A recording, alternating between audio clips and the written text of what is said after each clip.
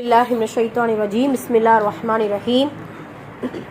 சூரா all இம்ரான்ல 113வது வசனம்.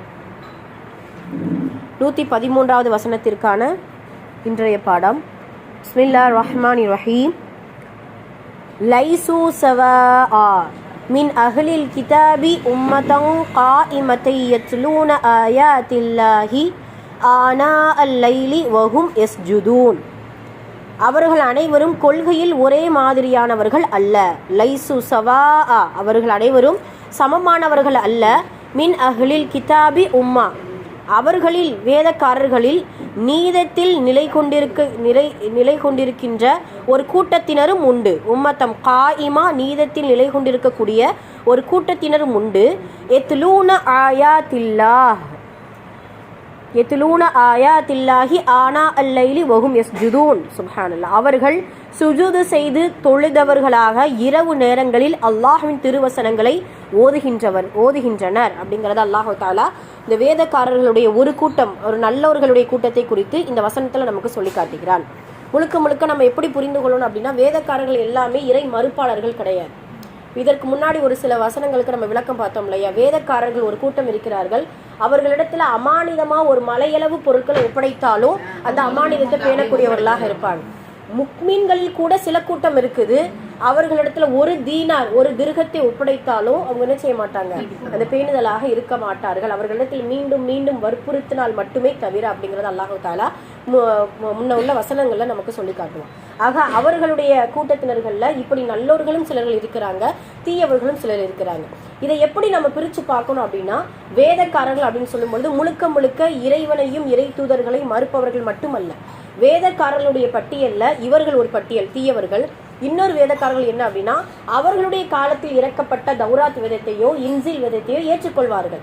அந்த இன்ஜீலையிலும் தௌராத்திலும் படித்த அனைத்தையுமே அவர்கள் புரிந்து கொண்டு எதிர்பார்த்து காத்து கொண்டு இருப்பாங்க. இப்போ உதாரணமாக இந்த வேதக்காரர்கள் அப்படின்னு 113வது வசனத்துல சில நல்லோர்களுடைய சில வேதக்காரர்கள் அப்படின்னா நம்ம சஹாபாக்கள் எடுத்துக்கிறோம். சஹாபாக்கள் சில பேர் வேதக்காரர்களாக தான் இருந்தாங்க. இப்போ உதாரணமாக அப்துல்லா இப்னு சலாம் ரலியல்லாஹு அன்ஹு, அவங்களுடைய வரலாறுகள்லாம் படிச்சு பார்த்தீங்கன்னா, மதீனாவில் இருக்கக்கூடிய யூதர்களில் தலைமை வேதக்காரர் இவர் தான், வேத பண்டிதர். அவருடைய பேர் என்னவா? வேத பண்டிதர் அப்படின்னு சொல்லுவாங்க.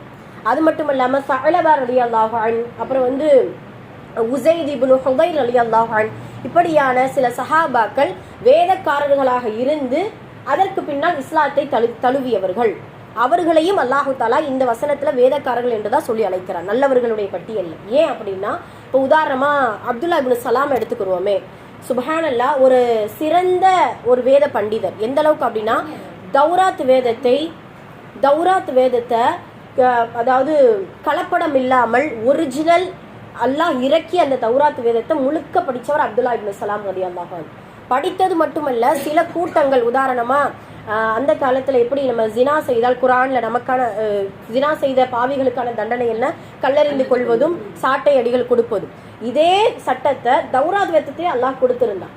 ஆனால் அப்போ உள்ள வேதக்காரர்கள் என்ன செஞ்சாங்க அப்படின்னா, அவர்களுடைய உலக ஆதாயத்திற்காக சில செல்வங்களையும் பணங்களையும் வாங்கி கொண்டு ரசூலுல்லாஹ்விடத்திலிருந்து அந்த ஜினா செய்த கூட்டம், அந்த அவங்களுடைய கூட்டத்துல யாராவது தவறான செயல் செஞ்சாங்கன்னா, எங்களுடைய வேதத்துல பாருங்க, தௌராத் வேதத்துல பாருங்க, கையை மறைத்து கொண்டு எங்க அல்லாஹ் சொல்லியிருக்கான் அப்படின்னு சொல்லிட்டு என்ன செய்வாங்களா, சில இதை மறைத்தும் சில இதை மறுத்தும் வாதிடக்கூடிய வேதக்காரர்கள் இருந்தாங்க. அதுல அப்படியான சட்ட திட்டங்களை இதெல்லாம் கிடையாது, இது இப்படி இறக்கப்பட்டது அல்ல, என்னுடைய கூட்டத்துல இவர்கள் மறைக்கிறார்கள் அப்படின்னு சொல்லிட்டு தௌராத் வேதத்தை முழுமையாக நம்பி ரசூல் ஸல்லல்லாஹு அலைஹி வஸல்லம் அவர்களிடத்துல இதுதான் உண்மையான வேதம், இதுதான் நீங்க எப்படி குர்ஆன் உங்களுக்கு உண்மைப்படுத்தப்பட்டிருக்கிறதோ அதே போல தௌராத் வேதமும் உண்மையானது அப்படிங்கிறத அப்துல்லா இப்னு சலாம் ரலியல்லாஹு அன்ஹு அவர்கள் சொல்லுவாங்க. சுப்ஹானல்லாஹ், இவர்களுடைய வரலாறை பார்த்தோம்னா ஒரு சின்ன ஒரு முக்கியமான விஷயங்களை மட்டும் நம்ம சொல்லிடுவோம்.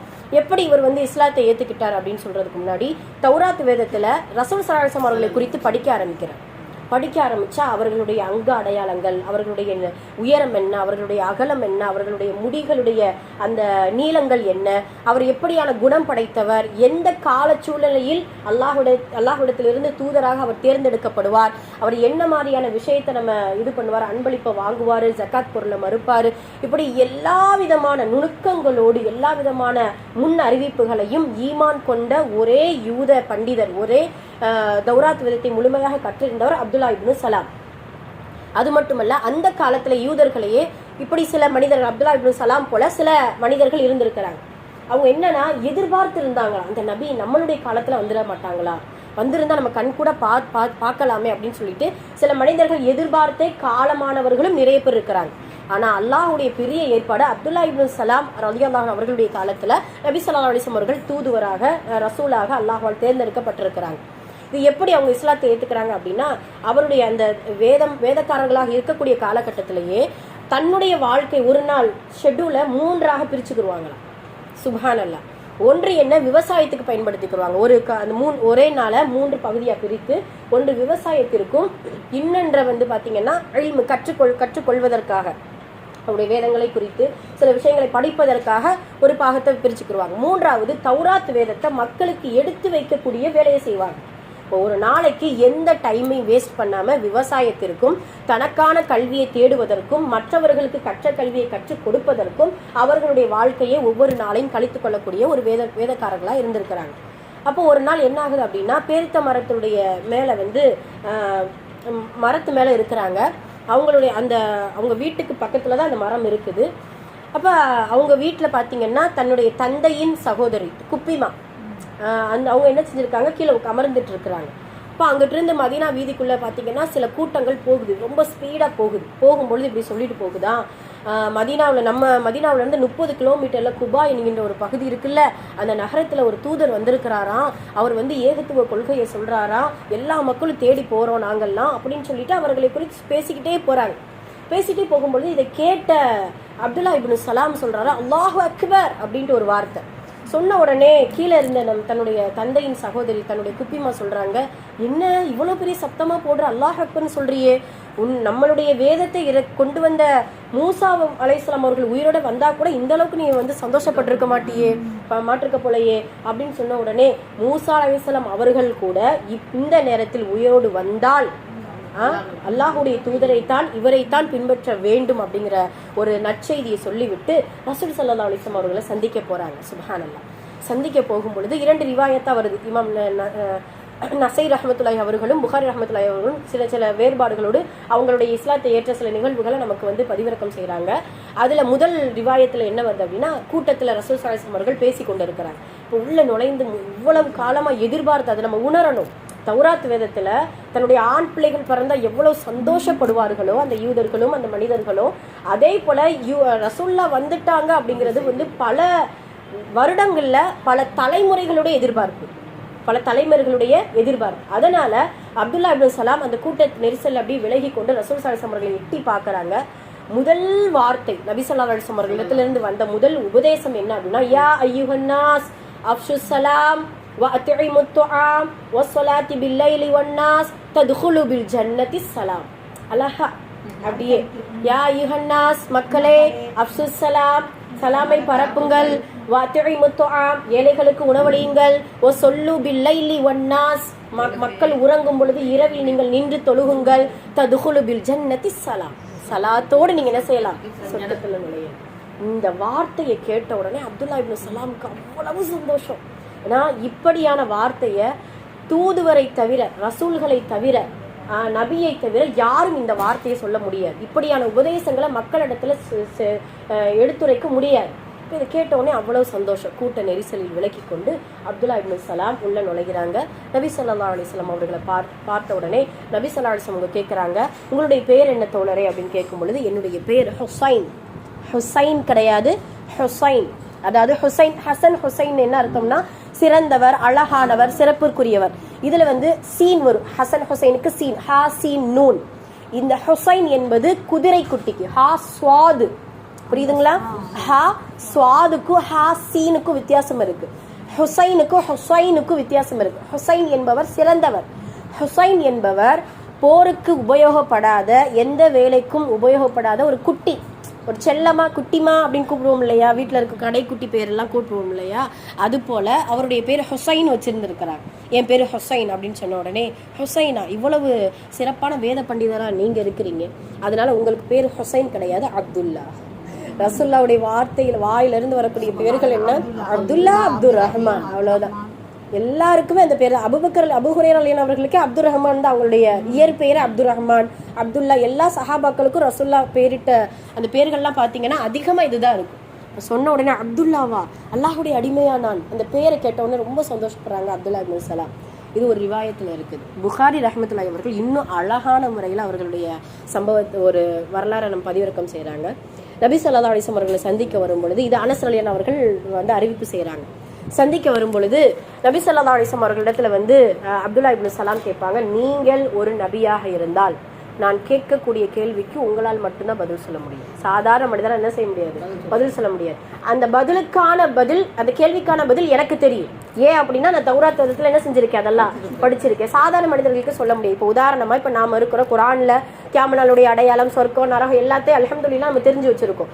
இதே வார்த்தையை, இதே கேள்வியை யார்ட்டையாவது காஃபிர்கள் இடத்துல போய் கேட்டோம்னா, குரான்ல என்ன சொல்லப்பட்டிருக்கு, சொர்க்கம்னா என்ன தெரியுமா, நரகம்னா என்ன அப்படின்னு கேட்டா என்ன செய்ய முடியாது, தெரியாது. அதே போலத்தான் நபி ஸல்லல்லாஹு அலைஹி வஸல்லம் அவர்கள் ஒரு சாதாரண மனிதருக்கும் வஹீயும் அவரோடும் தொடர்பு கொள்ளக்கூடிய ரசூலுக்கு மட்டும்தான் இந்த கேள்விக்கான பதில் தெரியும். 3 கேள்வியும் உங்க இடத்துல கேட்கிறேன். இப்போ நபி ஸல்லல்லாஹு அலைஹி வஸல்லம் சொல்லுவாங்க, தாராளமா நீங்க என்ன செய்யுங்க, கேளுங்க அப்படின்னு சொன்ன உடனே முதல் கேள்வி, கியாம நாளுடைய முதல் அடையாளம் என்ன? முதல் கேள்வி, கியாம நாளுடைய முதல் அடையாளம் என்ன? சொர்க்கத்தில் சொர்க்கவாசிகள் சாப்பிடக்கூடிய முதல் உணவு என்ன? இதெல்லாம் சாதாரண மனிதர்கள் சொல்ல முடியாது, அதை நம்ம கவனிச்சுக்கிறோம். 3வது, ஏன் பிறக்கக்கூடிய குழந்தைகள் தாய் ஜாடையாகவும் தந்தை ஜாடையாகவும் பிறக்கின்றது? இந்த கேள்வி கேட்ட உடனே நபி ஸல்லல்லாஹு அலைஹி வஸல்லம் சொல்லுவாங்க, ஜிப்ரீல் இப்பொழுதுதான் இந்த கேள்விக்கான விடையை எனக்கு இந்த இடத்துல சொல்லி கொடுத்துருக்காங்க. சொன்ன உடனே அப்துல்லா இப்னு சலாம் அந்த இடத்துல கொஞ்சம் இது பண்றாங்க. ஜிப்ரீலா, கூடாதே, ஜிப்ரீல் எங்களுக்கு பிடிக்காத ஒருத்தவர் ஆயிடுச்சு. மீகாயில் எங்களுக்கு பிடிச்சவங்க யாரு, மீகாயில் தானே. ஏன்னா யூதர்களுடைய அந்த சில அட்டூழியங்களின் காரணமா ஜிப்ரீல் என்ன செய்யறாங்க, சில வேதனைகளை கொடுத்துடுறாங்க. இறக்குறதுனால ஜிப்ரீல்னாலே எதிரிதான். அல்லாஹ் குர்ஆன்ல அழகா சொல்லுவா, யார் அல்லாஹுவை, அல்லாஹுடைய தூதரை, ஜிப்ரீலை, மீகாயிலை எதிரியாக நினைக்கின்றார்களோ அவர்கள் அல்லாஹுடைய எதிரியாவார்கள் அப்படின்னு சொல்லுவாங்க. ஜிப்ரீல் அலைஹிஸ்ஸலாம் அவர்கள் நம்ம நேசத்திற்குரியவரை, நம்ம நேசத்திற்குரியவர் முக்மின்கள் மட்டும்தான் எடுத்துக்கொள்வார்களே தவிர யூதர்கள் என்ன செய்ய மாட்டாங்க, எடுத்துக்கொள்ள மாட்டாங்க. அப்ப இப்படி சொன்ன உடனே நபி ஸல்லல்லாஹு அலைஹி வஸல்லம் அவர்கள் இந்த கேள்விக்கான பதிலை நான் சொல்றேனே அப்படின்னு சொன்ன உடனே முதல் கேள்வி, கியாம நாளின் முதல் அடையாளம் என்ன அப்படின்னு சொன்ன உடனே, கிழக்கிலிருந்து ஒரு பெரும் நெருப்பு குழம்பு, ஒரு பந்து மேற்கை நோக்கி மக்களை எல்லாம் ஒன்று திரட்டும். அதுதான் கியாம நாளுடைய முதல் அடையாளம். நெருப்பு தீ, அவ்வளவுதான். நெருப்பு தீ தான் கியாம நாளுடைய நெருப்பு தீ. முதல் அடையாளம் அதுதான். 2வது அடையாளம் என்ன அப்படின்னு சொல்லும்போது எல்லாருக்குமே தெரியும், சொர்க்கவாசிகளுடைய முதல் உணவு என்ன, மீனின் ஈரலுடைய சதை பகுதியா. அந்த ஈரல்லையே ஒரு கட்டியான சதை பகுதி, மிகவும் சுவைகரமான ஒரு சதை பகுதி அல்லாஹ் தஆலா சொர்க்கவாசிகளுக்கு கொடுப்பான். சரி, சொர்க்கவாசிகளுடைய 2வது உணவு என்ன தெரியுமா, யாருக்காவது தெரியுமா, சொல்லுங்கப்பா. மாஷா அல்லாஹ், காளை கன்று, அவ்வளவுதான். பொரித்த காளை கன்று, மேய்ஞ்சு கொண்டு இருக்கக்கூடிய பொரித்த காளை கன்று தான் சொர்க்கவாசிகளுடைய 2வது உணவா இருக்கு. சரி, அப்ப இப்ப நாம பேசிட்டு இருக்கிறது முதல் உணவு. இப்ப 2 கேள்விக்கு பதில். 3வது கேள்வி என்ன அப்படின்னா, அதாவது கணவன் மனைவி சேரும் பொழுது அது நம்ம தெரியும் இல்லையா, அதாவது யாருடைய பிந்தல் வந்து முந்துகிறதோ, தந்தையுடையதுன்னா தந்தையுடைய ஜாடை, இல்ல தாயுடையதுன்னா தாயுடைய ஜாடை அப்படின்னு சொல்லிட்டு இந்த விளக்கம் சொன்ன உடனே அப்துல்லா இப்னு சலாமுக்கு அப்படியே கண்கள்ல இருந்து ஆனந்த கண்ணீர். சுப்ஹானல்லாஹ், அல்லாஹுடைய தூதர் நீங்க தான், நாங்கள் எதிர்பார்த்த, நாங்கள் வந்து ரொம்ப ஏங்கி கொண்டிருக்கக்கூடிய ஒரு பெரும் நபி நீங்க தான் அப்படின்னு சொல்லிட்டு நபி ஸல்லல்லாஹு அலைஹி வஸல்லம் அவர்களுடைய கையில வந்து சொல்லிடுறாங்க. அல்ஹம்துலில்லாஹ். எப்ப இஸ்லாத்தை ஏத்துக்கணும், இஸ்லாத்தை ஏத்துக்கிறல இதை சொல்லிட்டு இன்னொரு விஷயம் சொல்றாங்க, நான் வந்து உங்களை பரிபூரணமா ஏத்துக்கிறணும் அப்படின்னா என்னுடைய யூத கூட்டம் இருக்குது. ஏன்னா இவர் வந்து சாதாரண யூதர்கள்ல நிறைய பேர் இருப்பாங்க, இவர் வந்து தலைமை யூதர், இவருடைய கட்டுப்பாட்டுக்கு கீழே தான் மதீனா யூதர்கள்லாம் செயல்படுறாங்க. இவர் ஒரு கட்டளை இட்டாங்கன்னா கட்டுப்பட்டு தான் ஆகணும். அப்படி இருக்கும் பொழுது இவர் ஒரு வேதக்காரர் இஸ்லாத்தை தழுவுறது ஒரு பெரிய சவாலான விஷயம். இப்ப என்னுடைய யூதர்கள், என்னுடைய கூட்டங்கள் எல்லாம் நீங்க அழைங்க, நான் சொல்ற மாதிரி ரசூல் ஸல்லல்லாஹு அலைஹி வஸல்லம் இடத்துல அப்துல்லா இப்னு சலாம் சொல்றார், நான் சொல்ற மாதிரி யூதர்கள், அதாவது அப்துல்லா இப்னு சலாம் இஸ்லாத்தை ஏத்துக்கிட்டாரு அப்படின்னு நீங்க சொல்லி பாருங்க, அவங்களுடைய ரியாக்ஷன் என்னன்ட்டு நீங்க சொல்லுங்க அப்படின்னு சொன்ன உடனே நபி ஸல்லல்லாஹு அலைஹி வஸல்லம் இந்த வரலாறு நம்ம கேள்விப்பட்டிருக்கோம் முன்னையே. நபி ஸல்லல்லாஹு அலைஹி வஸல்லம் அவர்கள் என்ன செய்வாங்க, சரி நீங்க பின்ன ஒளிஞ்சுக்கோங்க அப்படின்னு சொல்லிட்டு யூதர்கள்லாம் வருவாங்க. வந்த உடனே இந்த அப்துல்லா இப்னு சலாமை குறித்து நீங்க என்ன நினைக்கிறீங்க, இந்த ஹுசைனை குறித்து நீங்க என்ன நினைக்கிறீங்க அப்படின்னு சொன்ன உடனே அவர் ஹைரனா வபுன ஹைரனா ஹைரீனா, அதாவது எங்களுடைய சிறந்தவர்கள் எங்களுடைய அதாவது சிறந்த தந்தையின் மகனுக்கு பிறந்தவர். அவருடைய தந்தை சிறந்தவரா, அது அவர் சிறந்த தந்தையின் மகனுக்கு பிறந்தவர். அதுக்கப்புறம் ஆலிமினா வபுன ஆலிமினா, அதாவது ரொம்ப கல்வி அறிவு கொடுக்கப்பட்டவர், சிறந்த கல்வி அறிவு கொடுக்கப்பட்டவர், கல்வி அறிவு கொடுக்கப்பட்ட தந்தையின் மகன். சையீதினா வபுன சையீதினா, எங்களுடைய தலைவரும் அவருதான், தலைவருடைய மகனும் அவருதான். இப்போ என்னன்னா வம்ச வழியா எங்களுக்கு ரொம்ப பிடிச்சவங்க, ரொம்ப வந்து சையீதா நாங்கள் வச்சு பார்த்துட்டு இருக்கிறோம் அப்படின்னு சொன்ன உடனே அப்படியா சரி. அப்துல்லா இப்னு சலாம் இப்போ இஸ்லாத்தை ஏற்றுக்கிட்டாருன்னு சொன்னால் நீங்கள் என்ன நினைப்பீங்க? அல்லாஹ் பாதுகாக்கணும். அவங்க சொல்ல யூதர்கள் அல்லாஹ் பாதுகாக்கணும். அப்படி ஒருபோதும் அவர் என்ன செய்ய மாட்டார், செய்யவே மாட்டார், ஏற்றுக்கிற மாட்டார், எங்களுக்கு நிறைய நம்பிக்கை இருக்குது அப்படின்னு சொல்ல பின்னாடி இருக்கக்கூடிய அப்துல்லா இப்னு சலாம் என்ன செய்யறாரு, வந்து அஷ்ஹது அல்லா இலாஹ இல்லல்லாஹ் வ அஷ்ஹது அன்னக ரசூலுல்லாஹ், இந்த வார்த்தையை நீங்க கவனிச்சீங்களா? நாம சொல்லக்கூடிய ஷஹாதத் கலிமாவுக்கும் அவங்களுக்கும் சஹாபாக சொல்ற ஷஹாதத் கலிமாவுக்கும் வித்தியாசம் உண்டு. அவங்கெல்லாம் பாக்கியமானவங்க. நாமெல்லாம் அஷ்ஹது அல்லா இலாஹ இல்லல்லாஹ் வ அஷ்ஹது அன்ன முஹம்மது ரசூலுல்லாஹ் பார்க்கல, கேட்கல, அவங்களுடைய எந்த ஒரு நடவடிக்கையும் நம்ம நேரடியா பார்க்கல. ஆனா நபி ஸல்லல்லாஹு அலைஹி வஸல்லம் அவர்களை நேரடியா நின்று அன்னக்க சுப்ஹானல்லாஹ் எப்படி இருக்கும் அதனுடைய உணர்வு. அப்துல்லா இப்னு சலாம் அதைத்தான் சொல்றாங்க, அன்னக ரசூலுல்லாஹ் அஷ்ஹது அல்லா இலாஹ இல்லல்லாஹ் வ அன்னக ரசூலுல்லாஹ் அப்படின்னு சொன்ன உடனே உங்களை நான் ஈமான் கொண்டேன், தூதராக நான் ஏற்றுக்கொண்டேன், அல்லாஹ்வை நான் வணங்குகிறேன், உங்களை நான் தூதராக ஏற்றுக்கொள்கிறேன் அப்படின்னு சொன்ன உடனே இந்த ஹைரு சையீதினா உலமான ஆலிமினான்னு சொன்னது எல்லாம் ஷர்ரா மாறுது. ஜாகில், அதாவது முட்டாளுக்கு பிறந்த முட்டாளே, மடையனுக்கு பிறந்த மடையனே அப்படின்னு ஒவ்வொன்றா வசைபட யூதர்களுடைய பிறழக்கூடிய நம்ம தன்மைகள்ல இதுவும் உண்டு. அப்படியே என்ன செய்வாங்க, பல்ட்டி பாஞ்சிருவாங்க, முடிஞ்சிரும். இப்போ அப்துல்லா இப்னு சலாம் பார்த்து இப்படியெல்லாம் சொல்ல ஆரம்பிச்சிட்டாங்க. ரசூல்லா சொல்லுவாங்க, அழகான வார்த்தை சொல்லுவாங்க, கரெக்டாக தோதுவான, அதாவது எல்லா நபிமார்களுக்கு கொடுக்கப்பட்ட மௌஜிசாவை விட ரசூல்லா கொடுக்கப்பட்ட தனிப்பட்ட சிறப்பு என்னன்னா, ஒரு வார்த்தை தான் பல அர்த்தங்களை கொண்டதா இருக்கும். ரெண்டே வார்த்தை சொன்னாங்க. நீங்க 2 ஷாஹிது சொன்னீங்க, 2 சாட்சி சொன்னீங்க, முதல் சாட்சி ஏற்றுக்கொள்ளப்பட்டது. புரியுதுங்களா? ஏன் இதை சொன்னாங்க? 2 ஷாஹிது ஹைர் அல்ஹம்துலில்லாஹ். அது இப்படியே அவங்களுடைய காலங்களை அப்போதான் இப்படிதான் இஸ்லாத்தை ஏற்றுக்கிறாங்க. அப்துல்லா இப்னு சலாம் ஒரு வேதக்காரராக இருந்து தௌராத் வேதத்தை முழுமையாக தெரிந்து ரசூல்லாவுடைய வருகைக்கு ஏக்கமாக இருந்து அவங்கள நேரடியாக பார்த்து இஸ்லாத்தை ஏற்றுக்கிட்டாங்க. எல்லா சஹாபாக்களுக்கும் ஒரு பட்டத்தை அல்லாஹ்வுடைய தூதர் கொடுப்பாங்க. இப்போ உதாரணமாக இந்த முக்மின்களுடைய நம்பிக்கைக்குரியவர் அபு உபைதா இப்னு ஜர்ராஹ் ரலியல்லாஹு அன்ஹு. இந்த முக்மின்கள்லேயே ஈசா அலைஹிஸ்ஸலாம் அப்படின்னு சொல்லக்கூடிய ஒரு, அதாவது ஹவாரியன்கள், ஈசாவுக்கு எப்படி ஹவாரியனோ என்னுடைய தோழர்களுக்கு இவர் தான் ஹவாரியூன் அப்படின்னு சொல்லுவாங்க. அது எந்த சஹாபின்னு தெரியுமா? சீடர்கள் அப்படின்னு சொல்லுவாங்க. கேள்விப்பட்டிருக்கீங்களா?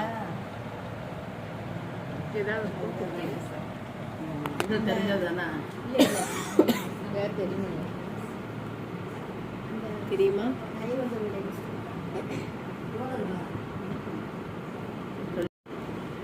எதுக்காக சொல்ல வந்து அப்படின்னா, ஒவ்வொரு சஹாபாக்களுக்கும் அல்லாஹுடைய தூதர் சில பட்டத்தை கொடுத்துருக்காங்க. அப்ப இவர்களுக்கான சிறப்பு என்ன, சிறப்பான வார்த்தைகள் என்ன சொல்லப்பட்டது அப்படின்னா, அப்துல்லா இப்னு சலாம் அவர்களை நீங்கள் மரணிக்கும் வரை இஸ்லாத்திலே நீங்க இருப்பீங்க. இந்த வார்த்தை நம்ம சொல்ல முடியுமா? அல்லாஹ் அல்ஹம்துலில்லாஹ் இன்ஷா அல்லாஹ் இருக்கணும். அல்லாஹ் தஆலா அதற்கான தௌஃபீக் எல்லாருக்குமே கொடுக்கணும். ஆனா இந்த வார்த்தையை நீங்க மரணிக்கும் வரை இஸ்லாத்தில் தான் இருப்பீர்கள், இஸ்லாத்துல உறுதியா நீங்க இருப்பீங்க அப்படின்னு சொல்லிட்டு ரசூல் ஸல்லல்லாஹு அலைஹி வஸல்லம் அவர்கள் அப்துல்லா இப்னு சலாம் ரலியல்லாஹு அவர்களை பார்த்து சொல்றாங்க. ஏன் சொல்றாங்க அப்படிங்கிறதுக்கான ஒரு பின்னணி சொல்றோம். ஒரு நாள் ஒரு சஹாபி வந்து, அந்த சஹாபியுடைய பேர் மறந்துடுச்சு, சஹாபி வந்து மஸ்ஜித் நபியில உட்கார்ந்து இருக்கிறாங்க. ஒரு வயதான ஒரு மனிதர் வந்து மஸ்ஜித் நபியில தொழுகும் பொழுது மக்கள் எல்லாம் சொல்றாங்க, சொர்க்கவாசி வர்றாரு பாருங்க, சொர்க்கவாசி தொழுகிறாரு பாருங்களேன் அப்படின்னு சொன்ன உடனே இந்த மனிதர் வந்து கேட்கிறார், நீங்க நினைக்கிற சம்பவம் வேற, அவர் வேற, இது வேற. நான் சொன்ன உடனே அப்ப இந்த சஹாபி பார்த்து கொண்டு இருக்கக்கூடிய இந்த சஹாபி கேட்குறாங்க, அந்த தொழுது முடித்த மனிதர் இடத்துல கேட்குறாங்க, சொர்க்கவாசின்னு எல்லாருமே சொல்றாங்களே, நீங்க என்ன செஞ்சீங்க, என்ன அமல் செஞ்சீங்க அப்படின்னு சொல்லும்போது இந்த வார்த்தை சொல்றாங்க, சொர்க்கம் என்பது அல்லாஹ்வால் படைக்கப்பட்டது, அல்லாஹ் யாருக்கு நாடுகிறானோ உங்களுக்கு என்ன செஞ்சிருவான், கொடுத்துருவான், நான் ஒரு கனவு கண்டேன் சொல்றவர் அப்துல்லா இப்னு சலாம். எப்ப சொல்றாங்க? ரசூலுல்லாஹ்லாம் இறந்து அவங்க வந்து இது பண்ணதுக்கு அப்புறம் மக்களுடைய பார்வையில் இவர் ஒரு சொர்க்கவாசி. ஏன் சொர்க்கவாசியா சர்டிபிகேட் கொடுக்கப்பட்டாங்கிறதுக்கு ஒரு பின்னணி. நான் ஒரு கனவு கண்டேன், அந்த கனவுல நான் வந்து இடது பக்கம் போக நினைக்க என்னை வந்து சில பேர் வலது பக்கம் போகிறதுக்கான முயற்சிகளை ஈடுபடுத்துறாங்க. நான் போகக்கூடிய வலது பக்கம் போகக்கூடிய பாதையெல்லாம் பூஞ்சோலையாக இருக்கிறது. அந்த பூஞ்சோலைக்கு நடுவில் வானம் பூமி அளவுக்கு ஒரு பெரிய தூண் இருக்குது. அந்த தூணுக்கு மேலே என்னை ஏற சொல்கிறாங்க. ஏன் ஏற சொல்கிறாங்க அப்படின்னா, அந்த தூணுடைய எண்டில் உச்சியில் வந்து ஒரு தங்க வளையம் இருக்குது. அந்த தங்க வளையத்துடைய அழகையும் அதனுடைய உறுதியை நான் என்னவென்று சொல்வது. அப்துல்லா இப்னு சலாம் சொல்கிறாங்க. அதை போய் என்ன செய்கிறாங்க, என்னை பிடிக்க சொல்கிறாங்க. நான் முயற்சி செய்கிறேன் அந்த தூணில் ஏற, என்னால் ஏற முடியலை. என்னோடு இருந்த அந்த சக மனிதர்கள் என்ன செய்கிறாங்க, என்னை ஏற்றி விடுறாங்க. ஏற்றி விடுறேன். நான் கஷ்டப்பட்டு அந்த தங்கத்தாலான அந்த வளையத்தை நான் என்ன செஞ்சிடறேன், வளையம் தானே நான் சொன்னேன், வளையத்தை நான் பிடிச்சிடுறேன், கெட்டியாக பிடிச்சிக்கிறேன். பிடிச்ச உடனே நான் தூக்கம் எனக்கு கலையுது. ஆனால் என்னுடைய பிடி அப்படி கை அப்படியே நிற்கிதான், என்னுடைய பிடி இப்படி இறுக்கமாக இருக்குது. இப்போ இதை பார்த்த உடனே என்ன கனவு, நான் ஏன் இவ்வளோ உறுதியாக நான் பிடிச்சிருக்கேன். நபி ஸல்லல்லாஹு அலைஹி வஸல்லம் இடத்துல போகிறேன். இது வந்து ரசூலுல்லாஹ்வுடைய காலத்தில் நடந்ததை எப்போ விளக்குறாங்க, இன்னொரு காலத்தில் விளக்குறாங்க. இப்போ நபி ஸல்லல்லாஹு அலைஹி வஸல்லம் இடத்துல போனேன். இப்போ கனவு பூஞ்சோலையாக இருந்துச்சு. அல்லாஹ்வுடைய தூதரே என்னை வலது பக்கம் திருப்பி விட்டாங்க. தூணில் யார சொன்னாங்க, நான் வளையத்தை இறுக்கமாக பிடிச்சேன் அப்படின்னு சொல்லும் பொழுது, நீங்கள் அப்துல்லா இப்னு சலாம் அவர்களே, நீங்கள் வந்து தீய வழியில் நரகத்துடைய வழியில் இருந்தீங்க. மலக்குமார்கள் உங்களை சொர்க்கத்துடைய வழியில் வந்து உங்களை வந்து அனுப்புனாங்க, போக சொல்கிறாங்க. நீ பூஞ்சோலையாக நீங்கள் பார்த்தீர்கள் அல்லவா, அதுதான் இஸ்லாம் மார்க்கம். நீங்கள் ஒரு பெரிய தூண் பார்த்தீங்கல்ல, அது இஸ்லாத்துடைய ஒரு பெரும் தூண். அதில் இருக்கக்கூடிய வளையமும் உங்களுடைய பிடியும் தான் இஸ்லாத்தினுடைய இறுக்கமான பிடி. அப்துல்லா இப்னு சலாம் அவர்களே, நீங்கள் மரணிக்கும் வரை இஸ்லாத்திலேயே இருப்பீர்கள், உறுதியாக இருப்பீர்கள். இந்த கனவுக்கான விளக்கத்தையும் இந்த வார்த்தைக்கான ஒரு விளக்கத்தையும் வந்து நபி ஸல்லல்லாஹு அலைஹி வஸல்லம் அவர்கள் சொல்றாங்க. அன்னிலிருந்து இவங்க எங்க சஹாபாக்கள் பார்த்தாலும் அப்துல்லா இப்னு சலாம் பார்த்தாலும் சொர்க்கவாசியே சொர்க்கவாசியே. எந்த அளவுக்கு அப்படின்னா, நமக்கு தெரியும் அஷ்ரத்துல் முபஷ்ஷரான்னு சொல்லிட்டு 10 பேர் நமக்கு தெரியும் சொர்க்கத்துடைய நற்செய்தி பெற்றவர்கள்னு. முஆவியா ரலியல்லாஹு அவர்கள் ஒரு ரிவாயத்தில் இப்படி வருது, அஷ்ரத்துல் முபஷ்ஷராவுல அப்துல்லா இப்னு சலாமும் இடம் பெற்றிருக்கிறார், இடம் பெற்றவர் தான் அப்படின்ட்டு வருது. ஆனா அந்த பட்டியல்ல அந்த இவர் அப்துல்லா இப்னு சலாம் கிடையாது, ஆனா சொர்க்கவாசி தான் சில பேர் சொல்றாங்க. அதாவது முஆவியா வந்து இந்த அறிவிப்பு செய்யறாங்க, குழப்பிக்க வேண்டாம், ஒரு அறிவிப்புக்காகத்தான் நம்ம சொல்றோம். அந்த அளவுக்கு முஆவியா ரலியல்லாஹு அவர்கள் சொல்லக்கூடிய அளவுக்கு, சஹாபாக்கள் சொல்லக்கூடிய அளவுக்கு சொர்க்கவாசியாகவே அப்துல்லா இப்னு சலாம் ரலியல்லாஹு அவர்கள் வாழ்ந்திருக்கிறாங்க. இப்போ அப்துல்லா இப்னு சலாம் ரலியல்லாஹு அவர்களுக்கு அல்லாஹுடைய தூதர் இப்படியான பட்டத்தை கொடுக்குறாங்க. அவங்களுடைய வாழ்க்கையில் உள்ள நிறைய சுவாரஸ்யமான சம்பவங்கள். உஸ்மான் ரலியல்லாஹு அவருடைய காலத்துலலாம் அந்த கலகக்காரர்கள் இருந்தாங்க இல்லையா, அந்த உஸ்மான் ரலியல்லாஹு அவர்களுடைய வீட்டை சுற்றி அந்த கலகக்காரர்கள் இருந்தாலும் ஒழிய, அப்துல்லா இப்னு சலாம் உஸ்மான் ரலியல்லாஹு அவர்கள் வீட்டுக்குள்ளே போய், உங்களுக்கு நான் பாதுகாப்பு கொடுக்க வந்து நான் நிற்கிறேன், நான் இங்கே இருக்கிறேன் அப்படின்னு சொல்லும் பொழுது, உஸ்மான் ரலியல்லாஹு அவர்கள் சொல்லுவாங்க, எனக்கு நீங்கள் பாதுகாப்பு கொடுக்க வேண்டாம், வெளியில் இருக்கக்கூடிய கலகக்காரர்களிடத்தில் நீங்கள் பேச்சுவார்த்தை நடத்துங்க. அவங்க என்ன சொல்கிறாங்க, எதனால் இப்படி என்னுடைய வீட்டை முற்றுகையிட்டு இருக்காங்க அப்படின்னு சொல்லி நீங்கள் பேச்சுவார்த்தை நடத்துங்க அப்படின்னு சொல்லும் பொழுது தான் அப்துல்லா இப்னு சலாம் சொல்லுவாங்க, என்ன தெரியலையா, யூதக்காரர்கள் அங்கே நிற்கிறாங்க, என்ன தெரியலையா, நான் தானே ஹுசைன், நான் தானே அப்துல்லா அல்லாஹுடைய தூதரினால் பேரில் சூட்டப்பட்ட அப்துல்லா, நான் ஒரு வேதக்காரனாக இருந்தேங்கிறது உங்களுக்கு தெரியும். இப்போ ஏன் இப்படியெல்லாம் உஸ்மான் ரலியல்லாஹு அவர்களுடைய இதில் நீங்கள் வந்து இப்படி முற்றுகையிட்டு இருக்கீங்க அப்படின்னு சொல்லிட்டு நிறைய வாக்குவாதங்கள் வரும். வாக்குவாதம் வரும்பொழுது அந்த கலகக்காரர்கள் சொல்லுவாங்களாம், இந்த யூதனை முதல்ல கொள்ளு. அந்த யூதன் என்னன்னா, அவங்களுடைய பார்வையில இன்னும் யூதனா தான் என்ன செய்யறாரு அப்துல்லா, இவரையும் கொல்லணும், உஸ்மான் உள்ள இருக்கக்கூடிய அந்த உஸ்மானையும் நம்ம என்ன செய்யணும், கொன்றணும் அப்படின்னு சொல்லிட்டு அந்த காலகட்டத்தில் உஸ்மான் ரலியல்லாஹு அவர்களுக்கு ஒரு பக்கபலமா ஒரு உறுதுணையாக இருந்தவர்கள் அப்துல்லா இப்னு சலாம். அலி ரலியல்லாஹு அவர்களுடைய காலத்தில் ஹிஜ்ரி 40 தான், ஆமாம் கரெக்டாக ஹிஜ்ரி 40 அவங்க வஃபாத் ஆகுறாங்க. அலி ரலியல்லாஹு அவருடைய காலம். அதில் பார்த்தீங்கன்னா கூஃபாவுக்கு பயணம் செய்வாங்க அலி ரலியல்லாஹு. அழகான வார்த்தை சொல்லுவாங்க அப்துல்லா இப்னு சலாம், அலி அவர்களே, நீங்கள் கூஃபாவுக்கு நீங்கள் பயணத்துக்கு போகாதீங்க, ஏன் நீங்கள் இடம்பெயர்ந்து செல்லாதீங்க, ஏன்னா ரசூல்லா வாழ்ந்த பூமியும் நபி ஸல்லல்லாஹு அலைஹி வஸல்லம் அவர்கள் நின்று நிகழ்த்திய அந்த மிம்பர் படியும் இங்கே இருக்குது. இந்த மிம்பர் படியை விட்டால் நீங்கள் போறீங்க, மீண்டும் வந்தால் மீண்டும் உங்களால் இந்த ஊருக்குள்ளேயோ இந்த மிம்பர் படியோ சந்திக்க இயலாது, முன்னறிவிப்பாகவே சொல்கிறாங்க. அது என்னன்னா, நீங்கள் கண்டிப்பாக என்ன செய்ய மாட்டீங்க. அதே போல் அலி ரலியல்லாஹு அவர்கள் அங்கே கூஃபாவிலேயே ஷஹீதாக்கப்பட்டாங்க என்கின்ற வரலாறுலாம் நமக்கு தெரியும். இல்லை அவங்க காலத்துலலாம் இது கிடையாது. இது அலி ரலியல்லாஹு. ஆமாம், இப்படி ஒவ்வொரு காலத்திலையும் இருக்கக்கூடிய ஃபித்னாக்கள் குழப்பங்களுக்கு ஒரு உறுதுணையாக, அதாவது அதில் நிவர்த்தி செய்கிறதுக்கும் அதிலிருந்து மக்களை பாதுகாப்பதற்குமான பல முன்முயற்சியாக அப்துல்லா இப்னு சலாம் ரலியல்லாஹு அவர்கள் இருந்திருக்கிறார். அப்துல்லா இப்னு சலாம் ரலியல்லாஹு அவர்கள் இருந்திருக்கிறாங்க. அதனால இது எதுக்காக இந்த வரலாறு சொல்ல வேண்டாம்னா, இந்த வசனம் இப்படியான வேதக்காரர்களுக்குத்தான் இறக்கப்பட்டது. இவங்களுடைய வரலாற்றில் இந்த வசனம் இடம்பெற்றிருக்கு. நீங்கள் எந்த கிதாபை பார்த்தாலுமே சூரா ஆல இம்ரான்ல 113வது வசனம் சில வேதக்காரர்கள், நல்ல வேதக்காரர்களை குறித்த இறக்கப்பட்ட வசனத்தில் இந்த அப்துல்லா இப்னு சலாமும் இடம்பெற்றிருக்கிறார். அந்த வசனத்தை மறுபடியும் வாசிக்கிறேன். அவர்கள் அனைவரும் கொள்கையில் ஒரே மாதிரியானவர்கள் அல்ல. புரியுதுங்களா? கொள்கையில் ஒரே மாதிரியா இல்ல. வேதக்காரர்களில் நீதத்தில் நிலை கொண்டிருக்கக்கூடிய ஒரு கூட்டத்தினரும் உண்டு. அவர்கள் சுஜூது செய்து தொழுதவர்களாக இரவு நேரங்களில் அல்லாஹ்வின் திருவசனங்களை ஓதுகின்றனர். சுப்ஹானல்லாஹ். அடுத்த இன்ஷா அல்லாஹ் அடுத்த தஃப்சீர்ல நம்ம இரவு வணக்கத்தையும் இரவுல குர்ஆன் ஓதினால் எப்படியான நன்மைகள் நமக்கு இன்ஷா அல்லாஹ் கிடைக்கும் அப்படிங்கிற சில விஷயங்களை நம்ம பார்க்க போறோம். ஏன்னா வேதக்காரர்களுடைய அம்சத்துல இதுவும் ஒன்று. அவங்க இரவு நேரம் நல்லா வணங்குவாங்க. இரவு நேரத்தில் குர்ஆன் ஓதுவது என்ன, நின்று தொழுவது என்ன. முக்மின்களாக எல்லோருமே இரவு தொழுகையில சில கவனம் செலுத்தணும் இன்ஷா அல்லாஹ். அல்லாஹ்வுக்கு விருப்பமான ஃபர்லுக்கு பின்னாடி இரவு தொழுகை தான் அல்லாஹ்வுக்கு விருப்பமான தொழுகை. எந்த அளவுக்கு அப்படின்னா மனிதர்கள் அதனால தான் மதீனாவுக்கு போனதுக்கு அப்புறம் நபி ஸல்லல்லாஹு அலைஹி வஸல்லம் அவர்கள் இந்த உபதேசத்துல அதுவும் ஒன்று, இரவு நேரத்தில் மக்கள் தூங்கும் பொழுது நீங்கள் நின்று தொழுகுங்கள். அது ரொம்ப ஒரு தனித்துவமான ஒன்று. ஏன்னா மக்கள் எல்லாம் அவங்கவுங்க வேலையை பார்த்துட்டு இருப்பாங்க. அந்த நேரத்துல இறைவனை நினைத்து இறைவனுக்காக நின்று வணங்கும் பொழுது இறைவனுடைய அந்த பார்வையும் இறைவனுடைய கவனமும் நம்மளிடத்துல நிறைய இருக்கும் இன்ஷா அல்லாஹ். ஏதாவது நம்முடைய காரியங்கள் நமக்கு கை கூடணும், நமக்கு தேவைகள், ஹலாலான தேவைகள் நிறைவேற்றணும் அப்படின்னா கண்டிப்பாக மற்ற நேரத்துல துவா செய்து அவனை அழைப்பதை விட இரவு நேரத்தில் எல்லாம் உறங்கும் பொழுது இறைவன் ரொம்ப என்ன செய்வான்னா ரிலாக்ஸா இருப்பான். என்ன இருக்கு, எல்லாம் தூங்கிட்டு இருக்கிறாங்க, அல்லாஹு தஆலா பார்த்து கொண்டு இருப்பான், அவனுக்கு தூக்கம் இல்லையே.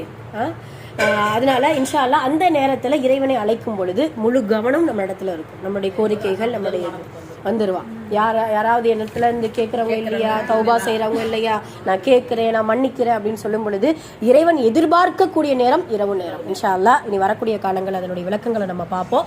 அந்த யூதக்காரர்களுடைய நல்ல பண்பு இதுவும் ஒன்று. மாநிலங்களை நல்ல முறையில் பாதுகாப்பாங்க, மக்களுக்கு சில நல்ல உதவிகள் செய்வாங்க.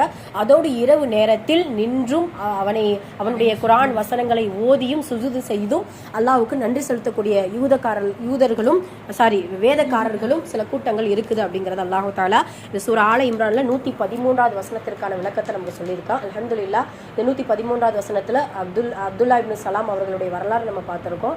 அந்த வரலாறை நல்ல முறையில் ஞாபகம் வச்சுக்கணும் இன்ஷா அல்லாஹ். வேதக்காரர்களுடைய முதல் தலைவர் யார்? அப்துல்லா இப்னு சலாம்.